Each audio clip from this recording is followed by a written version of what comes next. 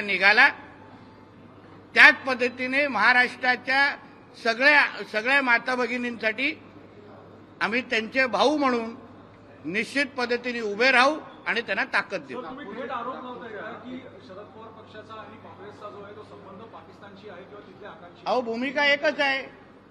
तुम्ही एकदा सुप्रियाताईंची भूमिका ही लव्ह जिहादच्या समर्थनाची आहे। तुम्ही व्हिडिओ पण असंख्य वेळी पाहिलेले आहेत आणि म्हणून जी काय भूमिका असतात ते घेत आहेत। हे काय फतवे काढल्यानंतरच खासदार झालेले आहेत। तुम्ही लोकसभेच्या निवडणुकीच्या वेळी बघितलेले आहेत कितींदा हे लोक कुठल्या कुठल्या मस्जिदीमध्ये जाऊन फतवे काढून खासदार झालेले आहेत। वोट जिहादच्या निमित्ताने ते निवडून आलेले आहेत आणि म्हणून ह्या मानसिकतेचे लोक कधीच हिंदू राष्ट्रामध्ये किंवा ह्या राष्ट्रामध्ये महिलांना अधिकार मिळायला देणार नाही। हे सरळ स्पष्ट आहे।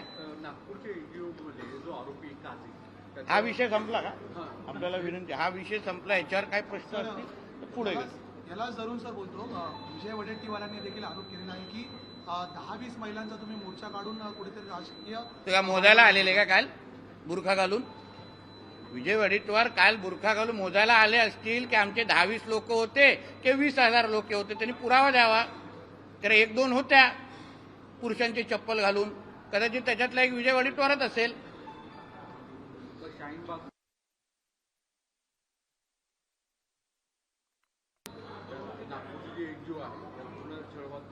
अहो, हे जेवढे अतिरेकी आहेत ते सगळे हिरवेच आहेत, हिरव्या रंगाचेच असतात। दुसरा कुठला रंग दिसलेला आहे का? मग कॉर्पोरेट जिहाद पासून अतिरेकी पासून कोणाचाही रंग बघितला तो हिरव्यावरच थांबतो। तर त्याच्यामध्ये नवीन आश्चर्य वाटण्यासारखी काय गोष्ट आहे?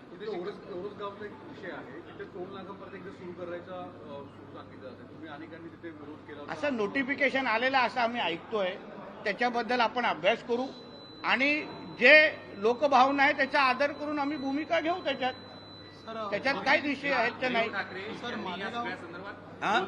ठाकरेंनी या सगळ्या संदर्भात बोलताना सरसंघचालक पासून ते संपूर्ण भाजप म्हणजे आम्ही काय बुरखा घालत नाही त्यामुळे आमचे बुरखे फाडण्याची वेळ येणार नाही, जी थेट टीका संघापासून ते भाजपवर केली आहे। अहो, पण ज्याच्या राजकीय धर्मांतर झालेला आहे, ज्याला आता हिंदू मानत नाही, तो काय दुसरा हिंदूंवर टीका करतो? तो आता 5 वक्त नमाजी म्हणजे उद्धव खान आहे। तो आमच्यात राहिलेला नाही आहे म्हणून त्याने आम्हाला हिंदुत्वाचं सर्टिफिकेट उद्धव ठाकरेंनी तरी देऊ नये, त्यांनी तरी देऊ नये। सर, मालेगाव बॉम्ब ब्लास्ट करून काँग्रेसने भगवा दहशतवादाचं वक्तव्य केलं होतं। आता कोर्टाने या सर्व आरोपींची निर्दोष मुक्तता केली आहे मालेगाव आजच निकाल लागला। तो म्हणजे सिद्ध होतं ना की भगवादारी कधी दहशतवाद करत नाही। त्यावेळी हिंदूंच्या विरुद्ध षडयंत्र करणारा काँग्रेस, म्हणून तर मी आता जी भूमिका बोलली ना की पाकिस्तान आणि काँग्रेसची भूमिका एकच असते। ISI, अल कायदा, PFI आणि काँग्रेसची भूमिका एकच असते। जे इस्लाम राष्ट्र शरिया कानून मानतात त्यांची आणि काँग्रेसची भूमिका एकच असते आणि म्हणूनच ते हे लोक महिला आरक्षणाला विरोध करतायत।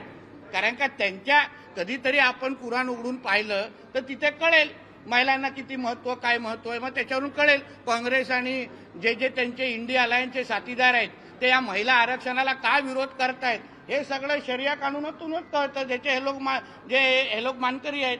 नाशिकनंतर पुण्यामध्ये देखील एका मल्टीनॅशनल कंपनीमध्ये तिथली विश्रांती कक्ष आहे त्याचा वापर एका धार्मिक विधीसाठी केला जात असता। आता हे कॉर्पोरेट जिहादच्या निमित्ताने असंख्य जागी जिथे जिथे ह्या गोष्टी होत आहेत, आम्हाला एक समाधान वाटतंय की त्या कॉर्पोरेटमध्ये होणारा जो जिहाद आहे त्या संबंधित आता माता भगिनी असो किंवा जे पीडित ते बाहेर येऊन बोलायला लागलेले आहे। हाच तर आमच्या हिंदुत्ववादी सरकारचं खरं यश आहे। आमच्या मुख्यमंत्र्यांवर असलेला विश्वास आहे, बोलल्यावर आम्हाला न्याय भेटतो। ही जी भूमिका, हा जो विश्वास आमच्या त्या कॉर्पोरेट कंपनीमध्ये पीडित लोकांचा आहे ना, तोच आमचं खरं यश आहे। त्यांनी अजून येऊन बाहेर बोलावं। मी तर हेही पुढे बोलतो, जसं आता शाळेंमध्ये स्कूल्समध्ये हिजाब घालू की नाही, बुरखा घालू का नाही हा प्रश्नचिन्ह आहे, तसंच कॉर्पोरेट कंपन्यांमध्ये हिजाबला परवानगी देऊ की नाही, बुरखाला परवानगी देऊ की नाही, ह्याच्या बाबतीमध्ये पण भूमिका घेतली पाहिजे। कारण का नेमकं आपण हिजाब घालायला देतो, बुरखा घालायला देतो, त्याच्यामुळे बाकीच्या लोकांना पण बुरखा घालण्याची जे काही जबरदस्ती चालू आहे ना ते त्या निमित्ताने बंद करावं। नाहीतर आम्ही आता लेन्स कार्ड सारख्या कंपनीमध्ये टिकायला परवानगी नाहीये, मग बुरखाला काय तिथे मग बुरखाला पण बॅन करा सगळीकडे. कॉर्पोरेट कंपनीमध्ये बुरखा घालू नये ही अशी भूमिका घेण्याची वेळ आलेली आहे. तर काल नाशिक नंतर पुण्यात देखील काही मल्टीनॅशनल कंपनीजमध्ये अरे तो झाला की तोच प्रश्न आहे. उद्धव ठाकरे परत एकदा उमेदवार असतील असं सांगितलं हा? जातं. उद्धव ठाकरे हे विधान परिषदेसाठी परत एकदा इच्छुक आहे. तो लाचारच माणूस आहे. यामुळे तुझ्या गावाचं सरपंच पदासाठी पण उद्धव ठाकरे इच्छुक होईल. तो लाचारच आहे. त्याच्यामध्ये नवीन काय आहे? अहो तुम्हाला माहिती असेल जेव्हा त्यांचं सरकार पडलं तेव्हा ह्याच लाचारांनी सांगितलेलं ना की मी विधान परिषदेचे पण राजीनामा देतो. कुठे गेला राजीनामा? आता नाक घष्टत सगळीकडे फिरेल. आमच्या फडणवीस साहेबांना लपून फोन करणार, बाकीच्या लोकांना कुठेही फिरेल. आता तो कुठेही फिरेल. म्हणजे उद्या विधान परिषदेनंतर आता सरपंच पद येतात. आता ग्रामपंचायती निवडणुका तिथे पण उद्धव ठाकरे इच्छुक. हिंदी में बताइए कि आज देखिए, महिला आरक्षण के बारे में जो कोई इंडिया अलायंस और कांग्रेस की भूमिका है, जैसे हमारे आदरणीय मुख्यमंत्री जी ने कहा कि महिला रिजर्वेशन के बारे में इनका बुरखा फट गया है, वो बहुत सही जवाब है. क्योंकि ये जिनके फतवे के निकालने के वजह से इनके जो सांसद चुन के आए हैं, इनको लोकसभा के वक्त फतवा इनके लिए निकला तभी जाके सांसद बन के चुन के आए हैं वोट जिहाद के नाम पे. वो इनके पाकिस्तान में बैठे हुए अब्बा जिनके इस्लामिक देशों में शरिया कानून लागू है, वो इनको कभी हमारे हिंदू राष्ट्र के महिलाओं को कभी भी आरक्षण मिलने देंगे नहीं. क्योंकि ये शरिया कानून मानने वाले लोग हैं. जो इस्लामिक राष्ट्र में शरिया कानून माना जाता है और वो शरिया कानून का थोड़ा आपने स्टडी किया तो उसमें महिलाओं को क्या दर्जा दिया है, क्या स्टेटस दिया है, उससे मालूम पड़ेगा कि कांग्रेस और इंडिया अलायंस की भूमिका और पाकिस्तान की भूमिका में कुछ फर्क नहीं है. और इसके वजह से इन्होंने जो ली हुई भूमिका है वो पाकिस्तान में बैठे हुए अब्बा को खुश करने के लिए है.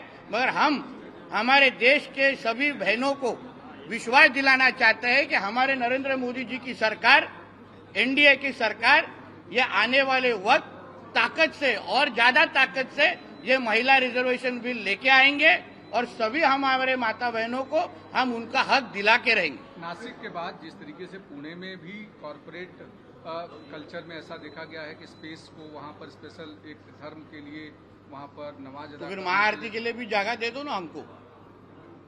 हम भी भगवान को मानने वाले हैं. आपको एक ही धर्म को के लिए कॉर्पोरेट सेक्टर में बढ़ावा दे ऐसे उनके बायलॉज में लिखा है क्या?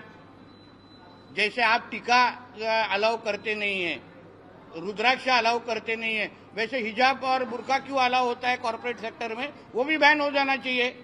एक धर्म, अगर बहुत सारे लोग टेप रिकॉर्डर चलाते हैं, सर्वधर्म समभाव, भाईचारा, गंगा जमुना तहजीब, फिर गंगा जमुना तहजीब कॉर्पोरेट सेक्टर में नहीं है क्या? फिर सिर्फ बुर्खा डालने के लिए क्यों परवानगी है?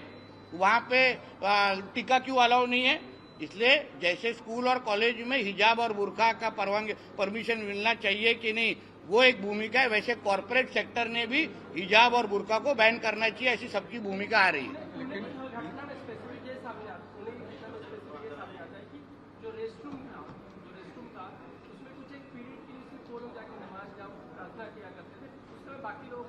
रेस्टरूम और टॉयलेट